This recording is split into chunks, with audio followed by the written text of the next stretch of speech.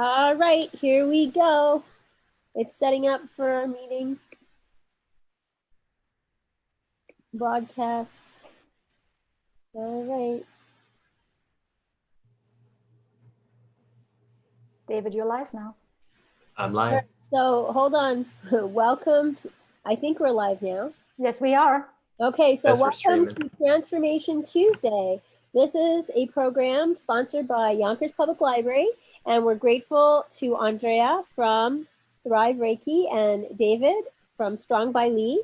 Today's topic is sleep hygiene, what influences sleep, exercise and nutrition that promote sleep and prevent sleep. And we're going to be in for a treat for a meditation with Andrea to round off after the Q&A. So David, please enlighten us about sleep. All right. Well, everyone, thank you very much for having me. My name is David Lee. I am a personal trainer and a registered dietitian based out of White Plains. My company is called Strong by Lee.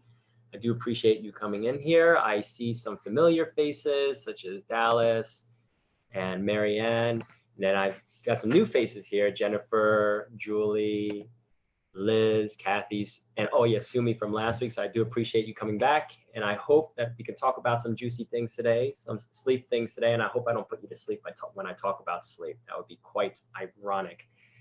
I'm going to try to, I guess we'll talk for about 20 minutes about sleep. And then as Andrea said, we'll have about a 10-minute Q&A. But before, I know that it's not going to be as interactive and dynamic as it was last week, since we're going to try to save all the Q&As for until the end. But I would just like people to think about their own sleep hygiene, their own sleep habits. And if you struggle with sleep, and if you do struggle with sleep, how does your sleep issues, your sleep struggles affect your performance, whether it's at work, whether it's if you're trying to get healthier, whether it's your willpower or your motivation. And the reason I ask you that is because sleep has an impact on all of those things. In fact, sleep, whenever I work with my clients, sleep is one part of the performance triangle that I talk with my clients when they're trying to look, move, and feel better.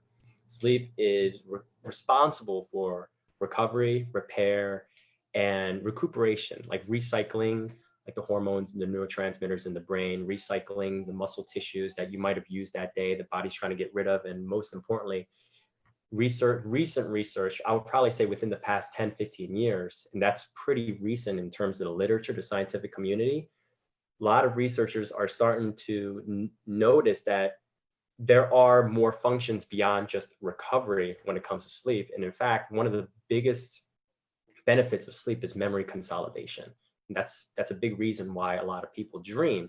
And this is something that I don't know if anyone is into philosophy or into psychotherapy. There's a psychotherapist named the late Carl Jung, and he did a lot of research on sleep, and he thought that it was also sleep consolidation. But I think a lot of the research is now catching up to that, and that memory consolidation is extremely important. And of course, I think a lot of us know that there are different phases and waves of sleep, and depending on how long we stay in each phase and how often we go into those phases during a typical night's rest, we can determine how we're going to feel the next day and the day after that. So we're going to talk about why sleep is important. I think I just kind of went over why sleep is important, how sleep affects our performance, what we can do to improve our sleep. And then of course, we'll go into maybe some practical strategies in terms of nutrition, exercise, and how to be more mindful and aware of our environment. Our sleep hygiene is what I think a lot of experts are calling it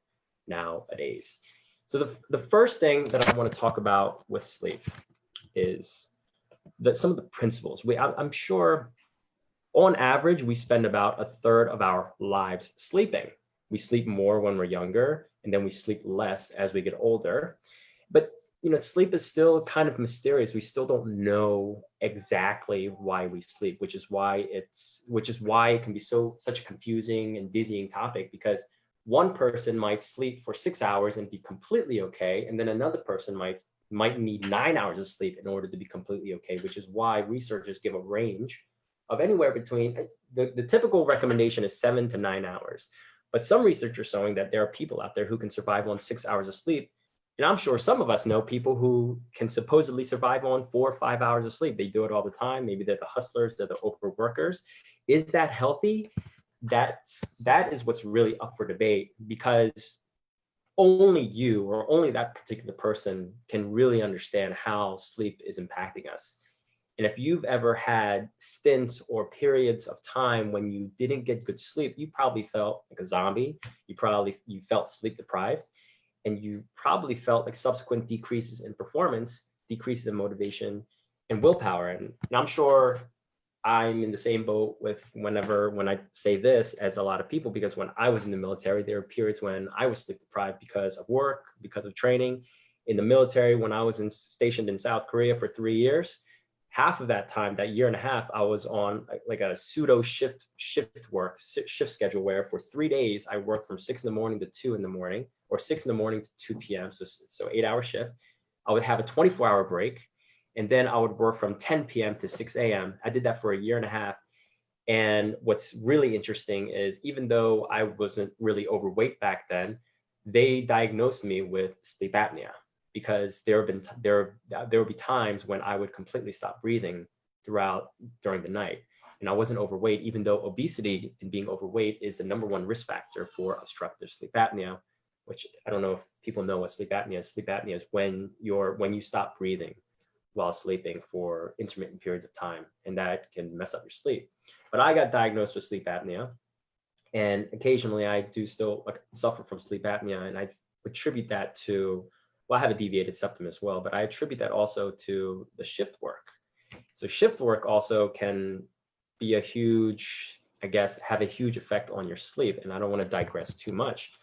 But what I want to get to now, talking about the main sleep principle when it comes to trying to optimize our sleep hygiene, is that our body operates on what's called our circadian rhythm. And research shows that throughout the day, our body goes through these fluctuations in hormones. Like cortisol, if people have heard of cortisol, that's called the stress hormone. But cortisol is absolutely necessary for us to survive. It's just about how we manage cortisol, which can determine our level of health and performance. So cortisol, adrenaline, insulin. If people don't know what insulin is the hormone that's released by an organ in the body called the pancreas, and that hormone is responsible for regulating your blood sugar, especially when you eat foods that are high in sugar and carbohydrates. Glucagon, hunger hormones, all these hormones fluctuate as a result of the circadian rhythm, and the body's sensitivity to these hormones are also determined by the circadian rhythm. What's really interesting is that even though there are so many metabolic processes that are determined by the circadian rhythm, or this 24-hour clock, and put it in simplest terms, sleep doesn't seem to operate on a circadian rhythm, meaning that if you don't get good sleep tonight, it's not only just going to affect you tomorrow, it might affect you the day after and the day after that. And that's what research is showing, is that sleep deprivation has a compounding effect.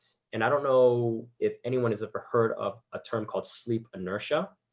That's that groggy feeling you get as soon as you wake up.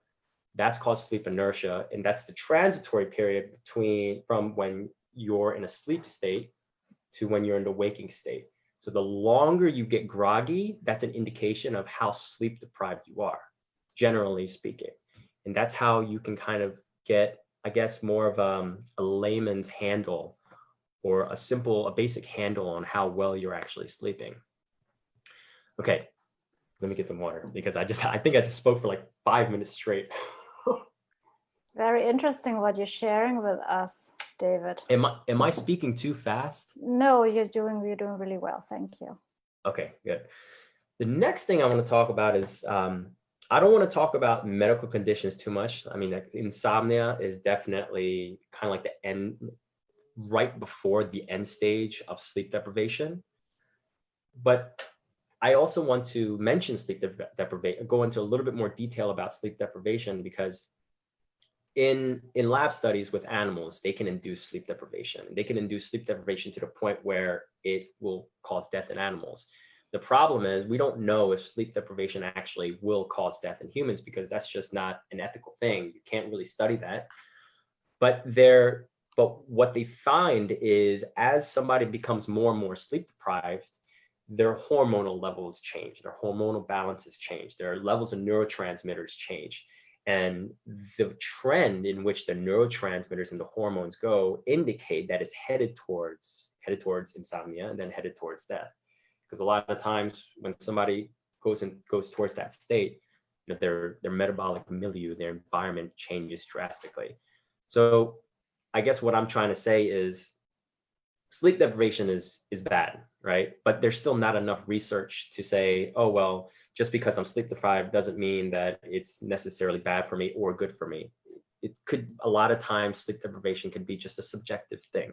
But that doesn't take away from the fact that you should still try to get good sleep, because being sleep deprived, even though we don't know exactly what sleep deprivation leads to, we know that for the most part, we'll feel like crap if we are sleep deprived, right?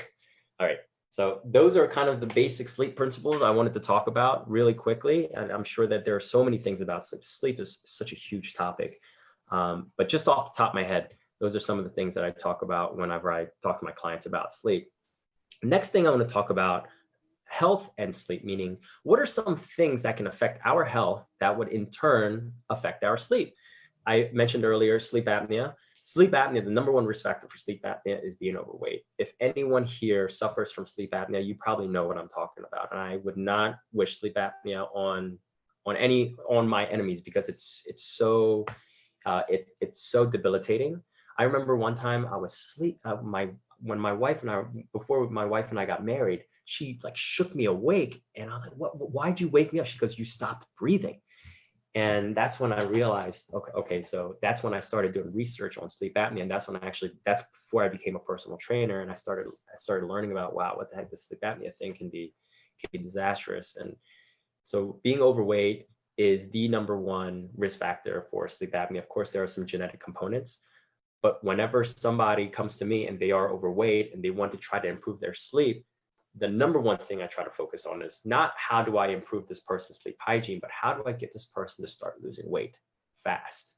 Because there's also a lot of research that sleep apnea can sleep apnea also has an association with inflammation.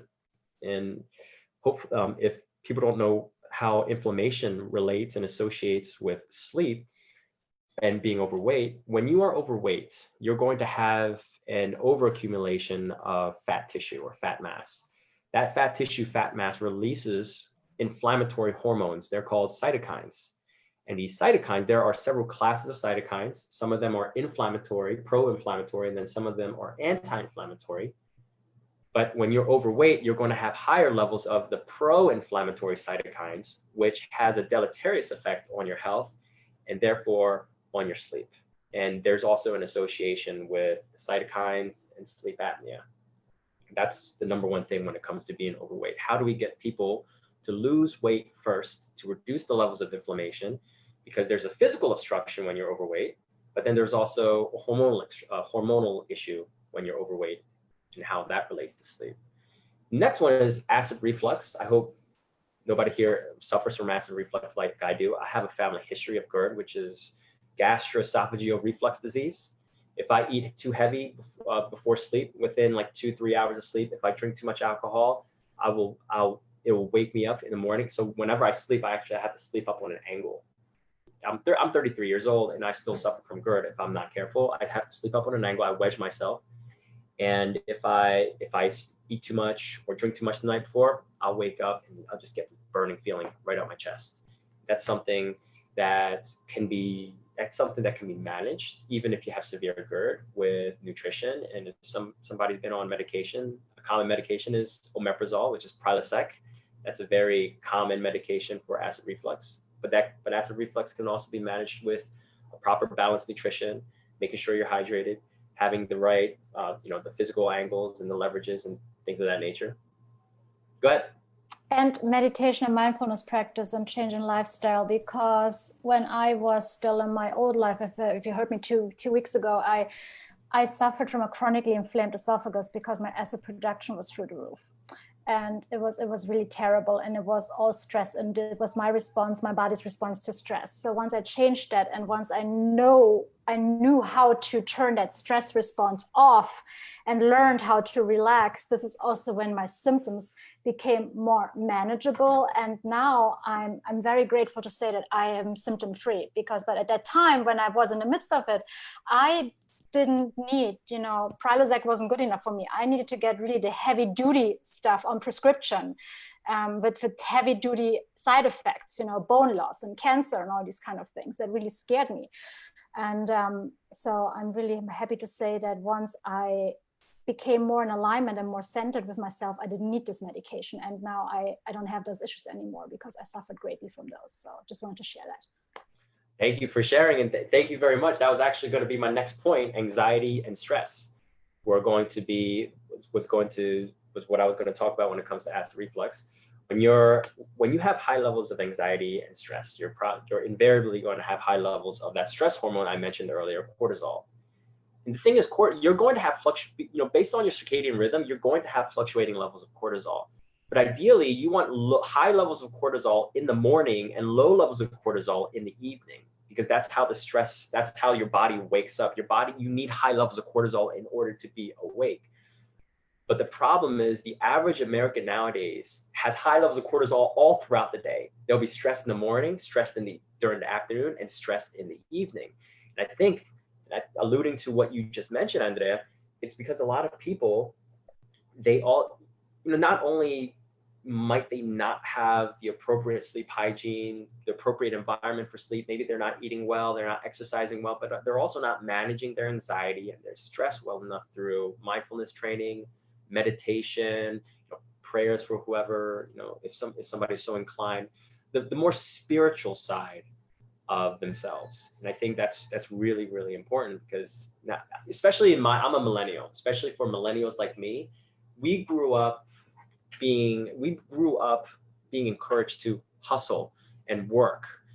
And I came under the impression that if I came up to New York and I made it in New York, I could make it anywhere, the empire state of mind. But in order for that to happen, I have to work. I have to work all the time. And as an entrepreneur, this, Andrea, we don't work the typical 9 to 5. We're always on. And depending on how ambitious we are, that can determine our level of anxiety and stress. And even when you were in the corporate world, you were stressed to the gills. So I think that has a huge influence on acid reflux, right?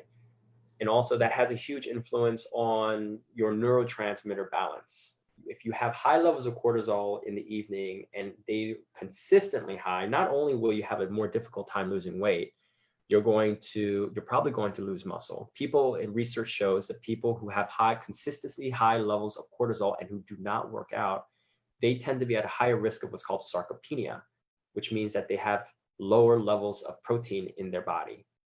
Right? So sarcopenia leads to bone and muscle loss, and increases risk of osteoporosis, arthritis, hip fractures, broken bones, and things like that. So that's why it's really important, because with the age curve, as somebody gets older, their body actually needs less sleep, physiologically, for some odd reason that researchers can't ascertain, or if they did, so maybe somebody knows, maybe I'm not completely up to the research, but whenever I research sleep, they still don't know why it is that older people need less sleep than people my age. We know why the younger kids need sleep. Because they're growing at a very, very rapid rate.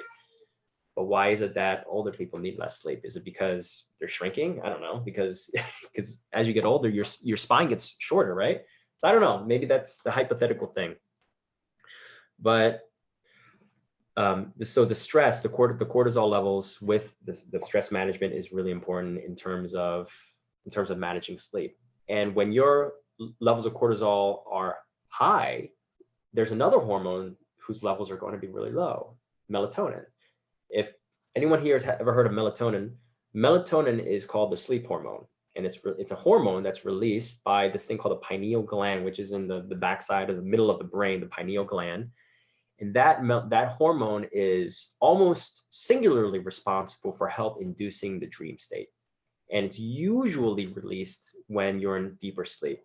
But there are a couple things in addition to cortisol that interfere with melatonin release. I know a lot of people, I don't know about the people here, maybe somebody can relate. I know a lot of my clients before we started talking about sleep, they couldn't go to sleep if they didn't have the TV on. They would have the TV on while they're sleeping. So they're hearing sounds, they're hearing noises, they're hearing music, conversations. Maybe it's not the conversation of their spouse or their kids, but it's a conversation coming in through the TV, and it's stimulating, auditorily stimulating. And then there's visual stimulus. And the number one stimulus receptor that we have are eyes. And if we're being stimulated with our eyes by looking at somebody's face, that's going to change our neurotransmitter balance. And that in research also shows that can alter the level of melatonin that our body releases when we're sleeping. And there's research indicating that one of the best ways to wake up one of the best ways to shorten the sleep inertia is to actually look at somebody in the eyes and start talking to them first thing in the morning. Because for some reason, making visual eye contact with somebody and stimulating your eyes wakes you up. I mean, I'm sure a lot of people know that when they're groggy, their eyes are really heavy and puffy, right? So that's a little aside in terms of like the sleep. And with that, we can talk about sleep hygiene since we touched on the visual stimulus and the lights. Okay, let me take another break. Do you want to say anything, Andrea? No, I'm just really curious about the practical advice. You know, what kind of exercise and food is beneficial for sleep promoting sleep, and what is keeping us away from it? So the thing about nutrition and exercise, the first thing I want to say about exercise is there doesn't seem to be a clear link with exercise and sleep. Although there might be an indirect link with exercise and sleep. If you exercise hard enough, you'll tire your body out, right? Physically, you'll tire your body out and you might have no choice but to sleep. But from an emotional and mental standpoint, there doesn't seem to be a direct causal link with intense exercise and sleep. With that said, though, what exercise can do is it helps reset your circadian rhythm. So if you time your exercise correctly, it can actually help you reset your cortisol levels. And if you reset your cortisol levels, that can help you go to sleep. For instance, when it comes to health, so whenever I talk about, so I got another triangle where we talk about goals. What type of goals do people want to achieve? You have the health goal, you have a performance goal, and you have aesthetics. So performance goal are athletes. Health goals are people who might just want to be healthy. They want to lose weight. They want to be healthy. They want to save their joints from being overweight. And then there's the aesthetic goals, people who want the six pack, people who want to be lean and ripped and muscular, right? Like the competitors. Whenever you go towards one angle of those triangles, others compromise. So if you're trying to go for aesthetics only, your health and your performance will be compromised and all those other things.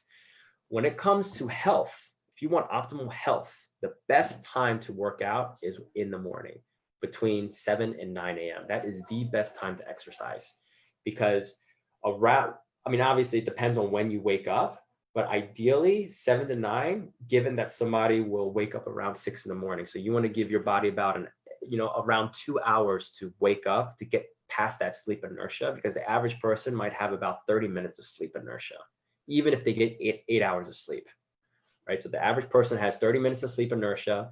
Maybe you'll drink your coffee, you'll have a small meal at 30 minutes after you wake up, and then you wait another 30 minutes, 45 minutes to an hour to go do your exercise. And then so the exercise will actually increase levels of cortisol as well. But since your levels of cortisol are already up in the morning, it's not like it's going to increase it anymore. You're just coinciding the exercise with the already elevated levels of cortisol. And then after you exercise, cortisol levels would naturally drop, especially if you eat a meal that is healthy and balanced after you exercise. And that is how you reset your circadian rhythm in the morning with nutrition. And then hopefully in the evening, your cortisol levels will stay down if you can manage your stress and your anxiety. And then hopefully that can help you go to sleep. What is an example of a healthy meal in the morning, David? Depends on your goals. If you're looking to lose weight, well, so I'm trying to think. Whenever I personalize for people, generally speaking, if somebody wants to lose weight and they're 30 pounds overweight, somebody wants to lose weight, I will try to control daily carbohydrate intake. Carbohydrates being sugars like fruits and potatoes and rice. I'll try to control those, not restrict, but control. And ideally, if somebody's trying to lose weight and they're trying to get on a sound nutrition plan, a good balanced nutritious meal after workout might have 1 fruit, a high quality protein source like eggs or chicken or something like that, or a lean protein source. We're trying to stay away from foods that are also high in fats, things like bacon and avocado and nuts. We want to stay away from those because what helps bring that cortisol level down is a combination of proteins and carbohydrates. That's why I usually recommend meals that are protein and carbohydrate rich and low in fats, because those two nutrients, when they're, especially carbohydrate is the number one thing that's going to bring the cortisol levels down. But protein, we're putting protein in there because protein doesn't seem to have an effect on cortisol levels, but protein is also beneficial for helping you repair your muscles after you work out.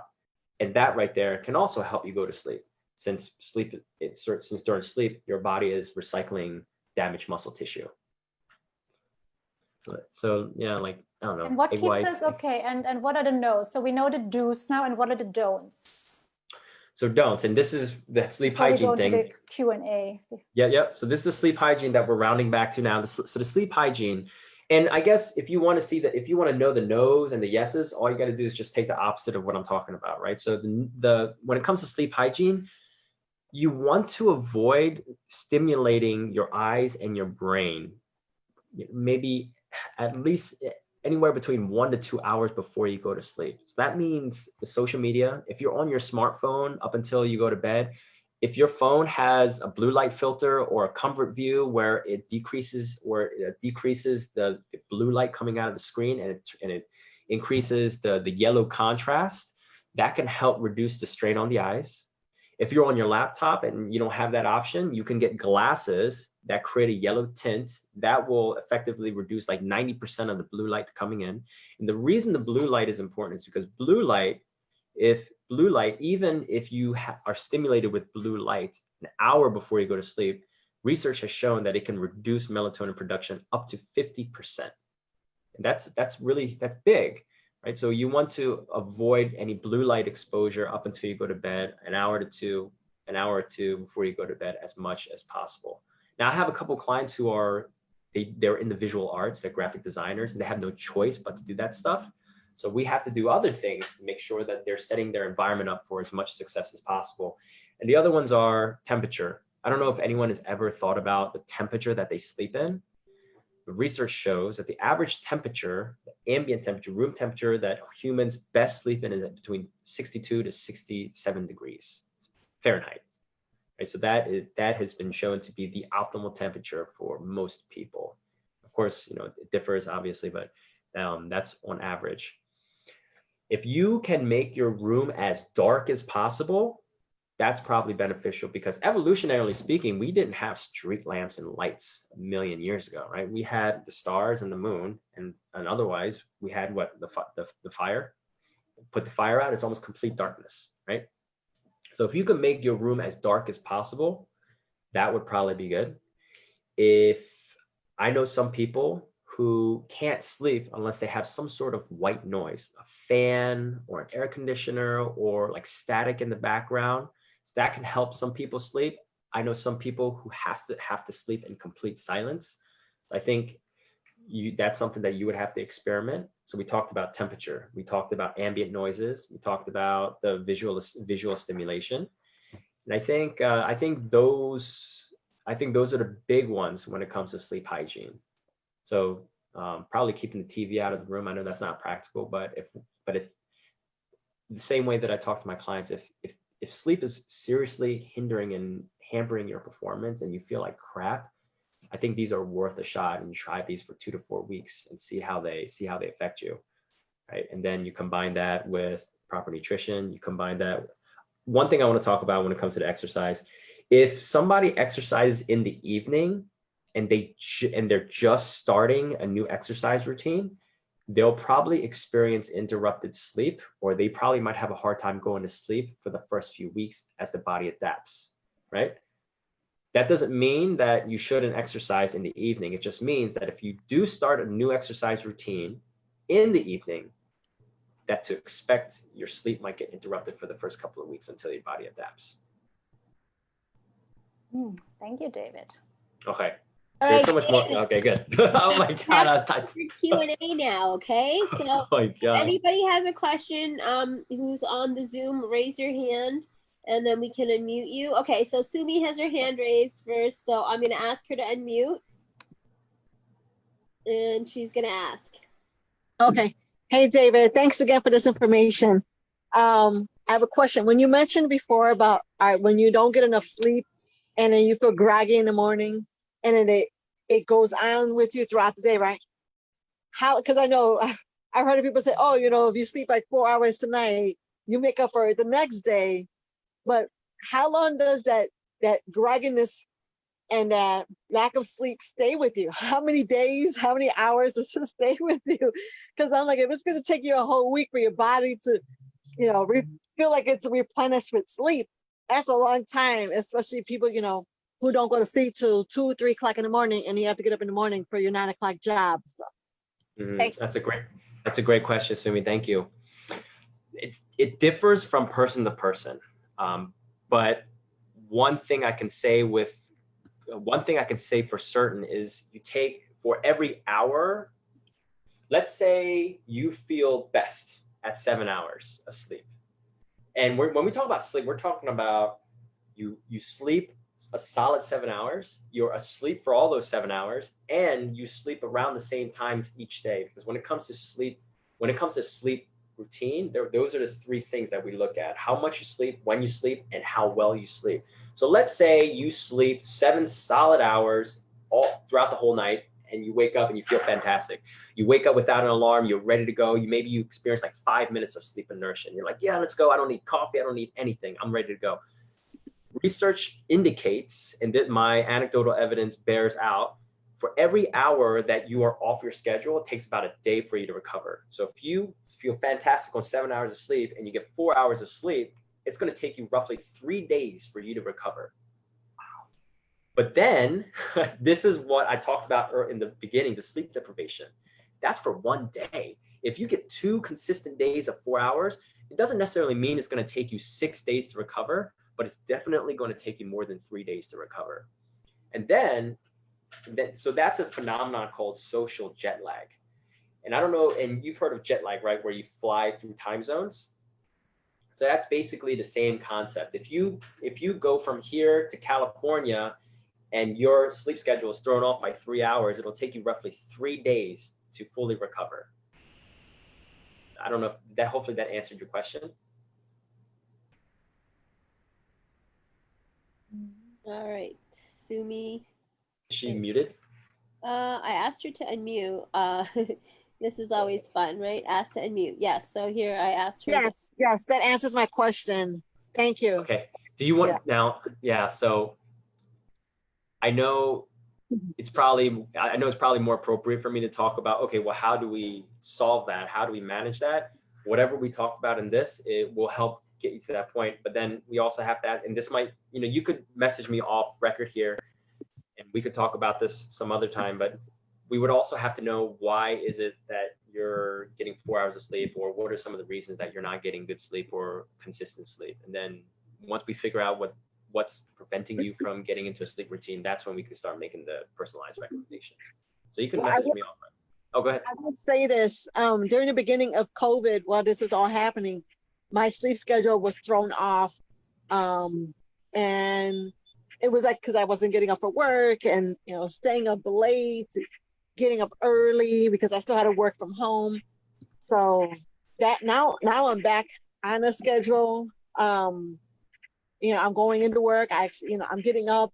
So that helps out a lot. It keeps me on a schedule. So it's just random, just 1 or 2 nights out of the week where I just I'm just like stuck on the internet, and I'm stuck, and I got into the rabbit hole, and then that's it, you know. So, but I know, and then I tell myself I'm going to pay for this tomorrow morning, you know, and I know, you know, but that's it. It was only that, you know, I just had a, you know, just a question, because that's happened to me before, where I stay up late, having to get up for work, and then I was like, okay, how long is this going to last for? So, yeah. Gotcha. So it was just a way to quench the curiosity. I gotcha. Yeah. No, that's cool. All right, cool. Thank you. David, we have our next question coming from Jennifer. Jennifer, please ask your question. How about the CPAP? Yes. Okay, hi, thank you. Okay, so I've been using a CPAP machine for a while, and the insurance company requires that you use it for a minimum of 4 hours a night in order to keep it or have them pay for it. They don't care if you're asleep or not. You have to just show that you've been using it for 4 hours minimum. So I find it very difficult to keep it on. At first I was taking it off in my sleep. So there was so I had to make it up by keeping it on while I was awake, which is ridiculous. But that's what I do. I make up the time with it on. And now I have to keep a mask on anywhere from 4 to 8 hours a day at work. Not the same mask, but still, I feel like I'm, claustrophobic kind of. So, and I have a doctor, a specialist, but they don't really help, and neither does the DME company. Nobody really helps. So I don't know how much sleep I get nowadays, but of course I use the CPAP machine, because if I don't, I'm walking around in a fog all day, which is worse. So yeah. So you're suffering from a very lengthy sleep inertia. Oh, she got muted again. So I didn't catch her question. Yeah, I didn't catch the question either. Jennifer, did you have a specific question for David? Yeah. that's a good question. Okay. Battling a question for a question.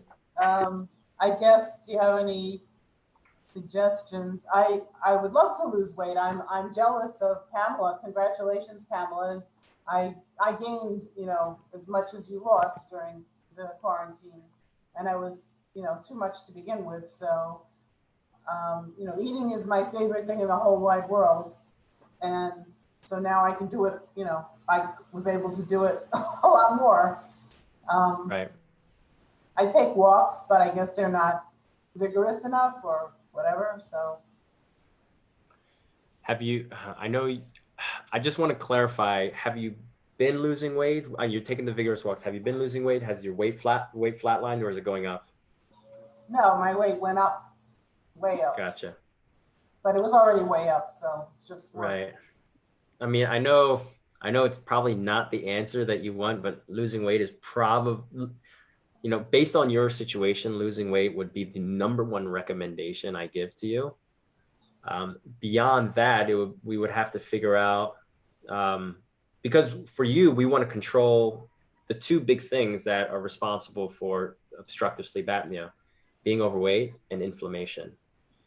But losing weight and exercising can knock both of those out, can effectively handle both of those things. So, but beyond my recommendation, we would have to figure out, well, how can we get Jennifer to, even though she loves food, how can we get Jennifer to still eat what she loves to eat so she doesn't feel deprived, but eat healthy enough that she loses weight? And how do we get her to continue eating healthy enough while not feeling deprived so she loses enough weight and that she can get good sleep? She doesn't have to rely on the CPAP, because nobody wants to rely on a CPAP. And she can actually sleep naturally, sleep good, and wake up in the morning and not be in a fog and have to put on this ridiculous, uncomfortable mask for the rest of her life.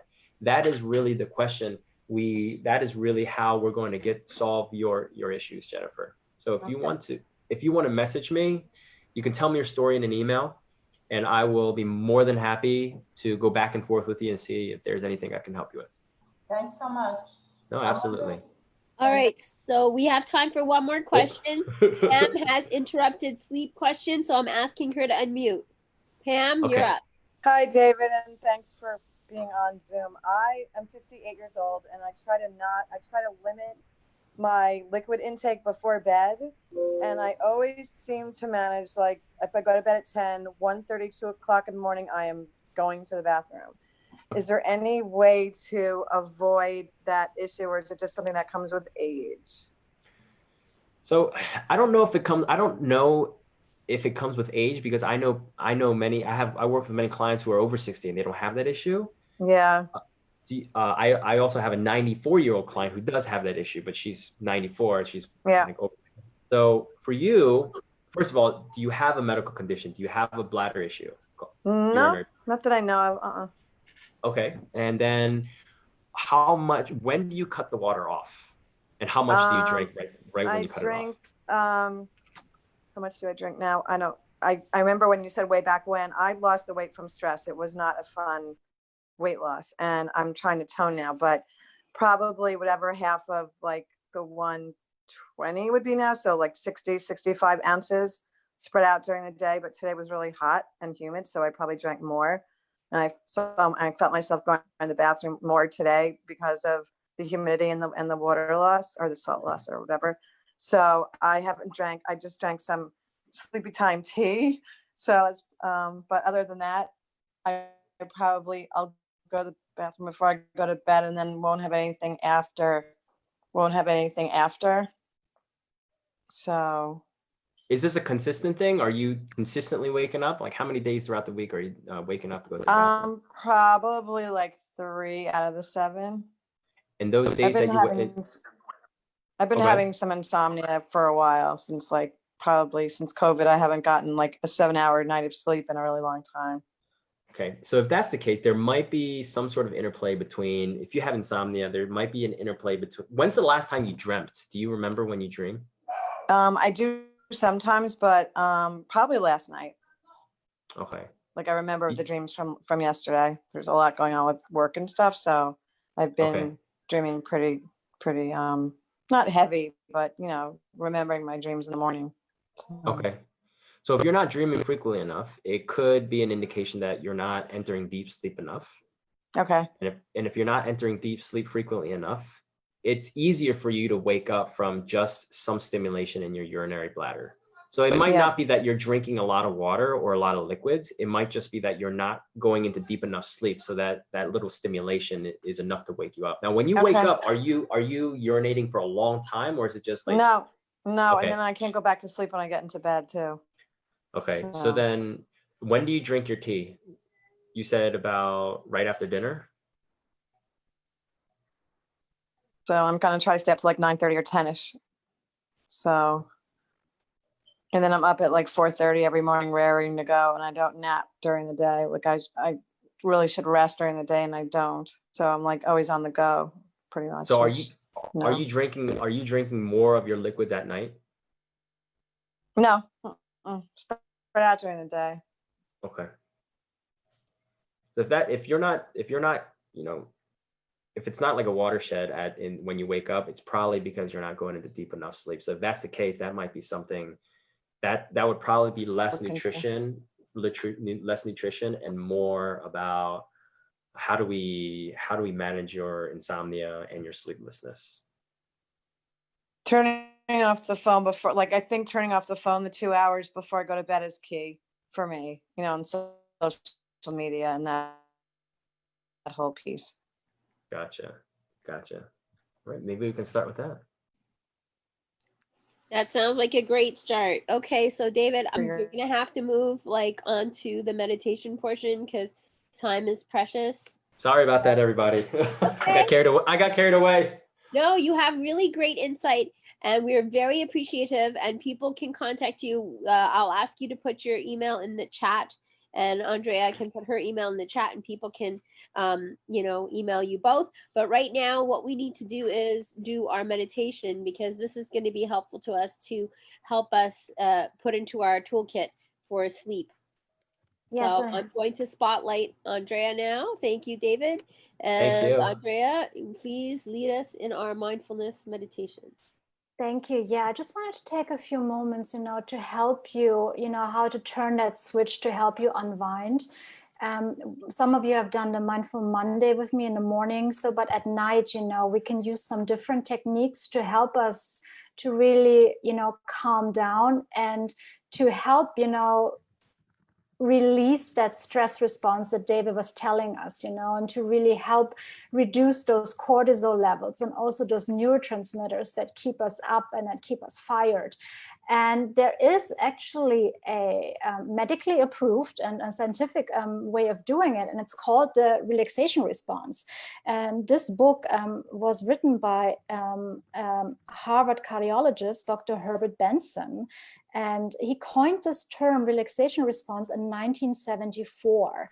And what he did was he studied the effect of meditation on high blood pressure and also on heart issues. And this is very interesting. It's a very simple technique.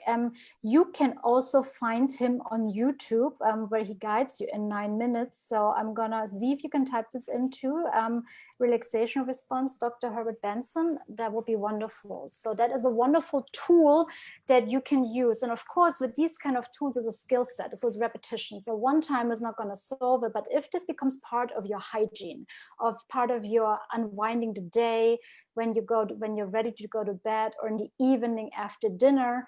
So just to give your body an opportunity to slow down and also, to relax your body. And when the body's relaxed, then the mind will also calm down. But when we also have an agitated mind, the body will remain agitated too. Even though the body is in full resting state and the mind is very active, we know that loop. When we're lying in bed, we're dead tired. The body is so heavy, wants to sleep, but the mind is like really driving us insane. So this is a way for helping us play with that and make it a little bit more controlled. So let's practice this for a few minutes so that you can get some taste of it. So wherever you're seated right now, just make yourself comfortable. Find a comfortable position. And we will need 2 things for this exercise. One exercise is one of your favorite mantras or prayers or affirmations or keywords that you say to yourself to reassure yourself or to calm yourself down. And the other tool is that we decide that we will not engage our thoughts, that we will assume a passive attitude. So whatever thoughts come into our minds, we just let them pass by. So these are the 2 things. So as we sit down and make ourselves comfortable,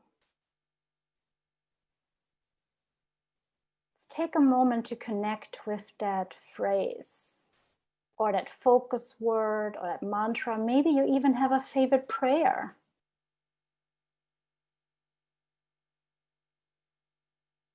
And just connect with that focus word, focus phrase, focus prayer. And as we now begin to bring our focus out of our heads into our bodies, and let's start with a quick body scan by bringing your attention to your feet and just noticing your feet. Maybe feeling them where they are right now, feeling the connection to the ground, or when you're lying down, feeling the connection of your heel to the fabric. Now bringing then your attention to your calves. Let's see if we can soften them.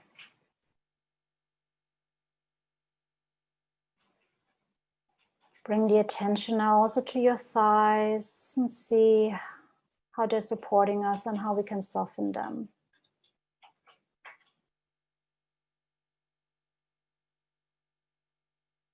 Bringing the attention now to the abdomen. And just noticing how it is moving, rising and falling with every breath that we're taking. Maybe we can soften it too. And as we know, every inhale is an invitation to receive, and every exhale is an invitation to let go and to soften.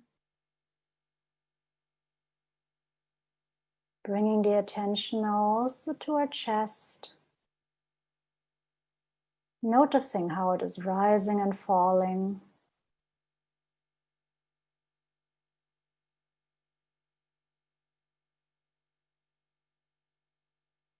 Now bringing the attention to your mouth. And just notice your jaw.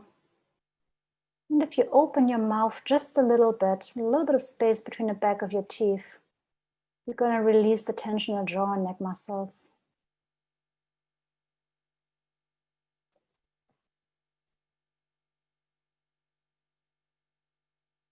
And from that space, I invite you now to breathe into your body as low as you can, maybe into your lower abdomen. And on the exhale, say silently to yourself your focus word, your focus sentence, your focus prayer, whatever it is. And just find your own rhythm as you're inhaling slowly and deeply into your body. And on the exhale, you repeat silently your focus word, your focus phrase, or your prayer, your affirmation. And if any other thoughts sneak in, you can literally say to them, "Oh well," and let them pass by. And let's try this for a few moments. Inhaling slowly and deeply, and on the exhale, saying silently to yourself your focus word, phrase, affirmation, or prayer.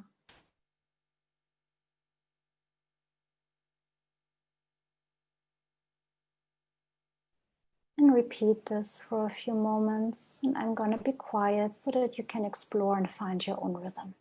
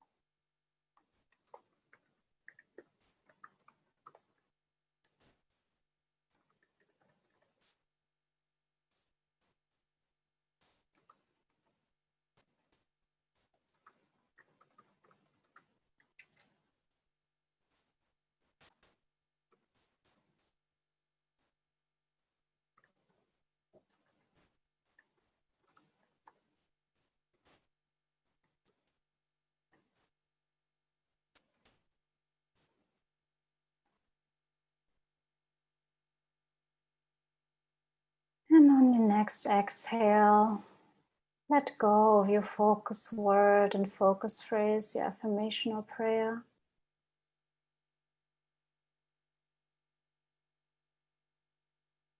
And just enjoy that space for a few moments. Before you come back, open your eyes. This was just a very quick intro for the sake of time. It's recommended to do that exercise 10 to 20 minutes every day. And I also put it in the chat. So you can actually find this meditation. It's 9 minutes long, guided by Dr. Benson. He's an older gentleman now, and it's quite a lovely experience. So there's a resource for you. So you can try and maybe make part of your evening and sleep routine. So thank you. Thank you, Andrea. This was really wonderful. I want to thank David also and Andrea, both of you, for leading us on our Transformation Tuesday. Pam is asking us, where do we find the meditation? So the YouTube. You can Google it. Google relaxation response. Go to YouTube, and then you will find Dr. Benson there. Yes, Dr. Benson is everywhere, including your local public library. Yes. So on that note, I want to thank Andrea from Thrive Reiki. I want to thank David from Strong by Lee, and of course our host, the Yonkers Public Library, for bringing us all together, and each and every one of you who are tuning in on Zoom and also tuning in on Facebook Live for being part of our learning and wellness community. So we are going to sign off now, but thank you all, and we hope that you stay well, stay happy and healthy, and that you join us at future programming for Yonkers Public Library. We'll be doing Transformation Tuesday with David, one in July and one in August. So check our website at www.ypl.org. And then in September for the fall, Andrea will be rejoining us. So she's going to take a small hiatus, but we're very happy to be continuing once a month with David. So we will make the dates available on our online calendar, and we look forward to seeing everyone soon. Yes. All right. Thank you all so much. Good night. All right. Good night.